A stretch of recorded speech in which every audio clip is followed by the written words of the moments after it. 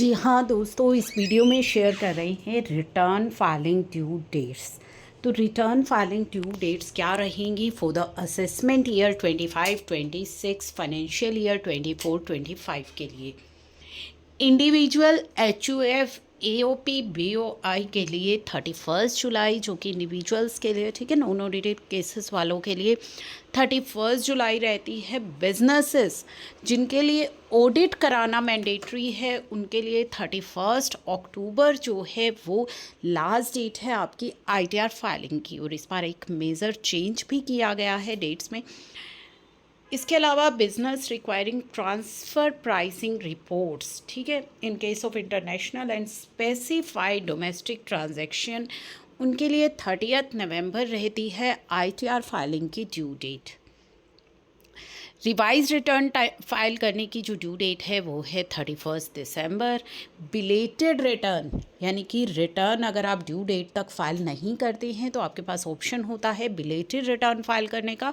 और ये belated return file करने की जो ड्यू डेट है वो भी 31 दिसंबर रहती है। यानी कि रिटर्न अगर फाइल आपने कर दी है, आपसे कोई मिस्टेक हो गई है फाइलिंग के दौरान, या कुछ आप रिपोर्ट करना भूल गए हैं, कोई इनकम दिखाना भूल गए हैं, तो ऐसे केस में आप 31 दिसंबर तक रिवाइज रिटर्न फाइल कर सकते हैं। साथ ही अगर आपने ड्यू डेट मिस कर दी है उस केस में भी आप बिलेटेड रिटर्न जो है वो फाइल कर सकते हैं 31 दिसंबर तक। अपडेटेड रिटर्न 31 मार्च 2030 यानी कि 4 years from the end of relevant assessment year तक आप अपनी अपडेटेड रिटर्न इस फाइनेंशियल ईयर की फाइल कर सकते हैं। ये टाइम पीरियड जो है रिवाइज़ किया गया है, एक्सटेंड किया गया है, 4 ईयर अब कर दिया गया है अपडेटेड रिटर्न फाइल करने का जो टाइम है।